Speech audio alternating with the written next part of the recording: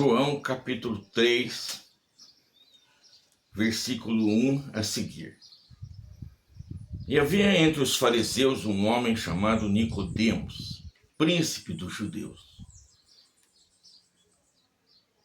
Este foi ter de noite com Jesus e disse-lhe: Rabi, bem sabemos que és mestre, vindo de Deus, porque ninguém pode fazer esses sinais que tu fazes, se Deus não for com ele. Jesus respondeu e disse-lhe: Na verdade te digo que aquele que não nascer de novo não pode ver o reino de Deus. Aquele que não nascer de novo não pode ver o reino de Deus. Não pode ver, não pode enxergar. Nascer de novo. O que Jesus está querendo dizer com isso? Quer dizer que eu posso ser um cristão, posso fazer o que eu quiser, posso ajudar todo mundo, posso ser bonzinho, mas se eu não nascer de novo, eu não posso ver o reino de Deus. Eu nunca vou ver o reino de Deus. O que ele está querendo dizer? Bom, para isso a gente tem que voltar até o Éden. A Bíblia diz que Deus plantou um jardim, colocou a árvore da vida e a árvore do bem e do mal no meio do jardim. E disse para o casal recém-criado: você pode comer de tudo aqui nesse jardim, mas a árvore do bem e do mal, se você comer, você morrerá.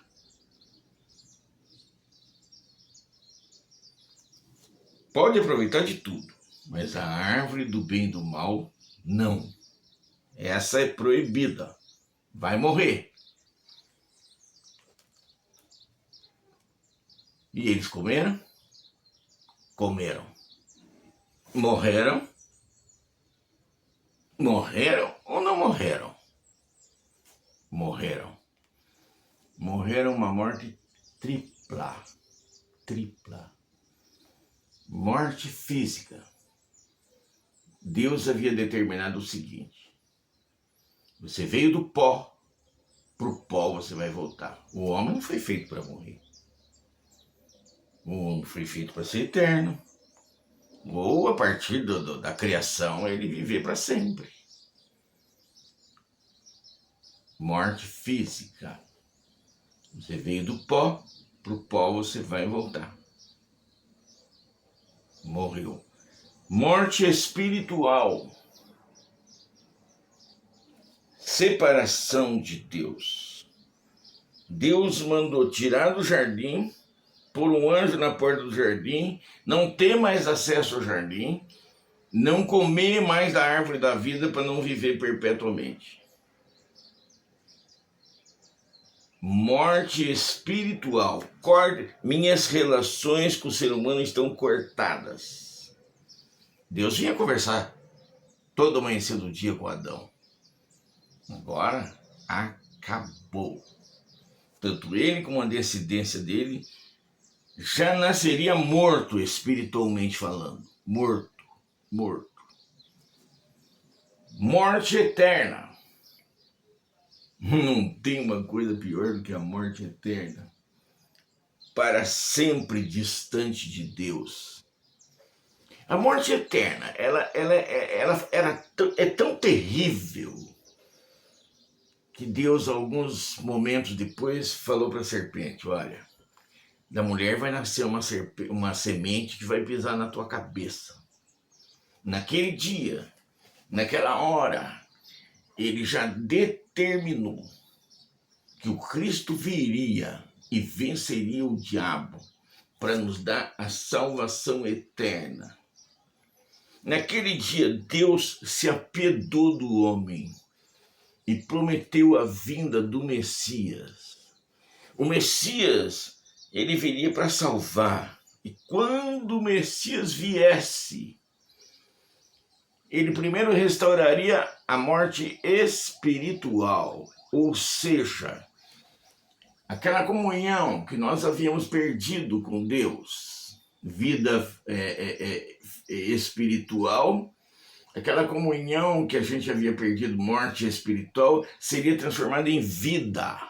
Hoje, pelo que Cristo fez, eu falo com Deus e Ele me ouve. Ele fala comigo e eu o ouço. Morte espiritual, vida espiritual. Morte física, ele viria também trazer a vida física. Mas como, irmão? Se a gente vai morrer, vai ser enterrado. Não, se você ler lá em 1 Coríntios, no capítulo 15, todinho, o apóstolo Paulo fala dos corpos materiais e corpos espirituais. E deixa bem claro que ele vai voltar e assim que a gente, morrendo ou não, ele vai nos dar um novo corpo. Novo corpo. Morte física, vida física. Ele vai nos dar um novo corpo.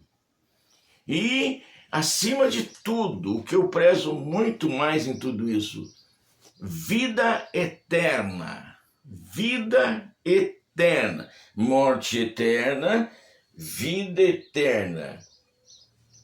Ao aceitar Cristo como meu Salvador, eu tive o direito a receber a vida eterna. Acho que não tem algo mais importante do que vida eterna. Não tem.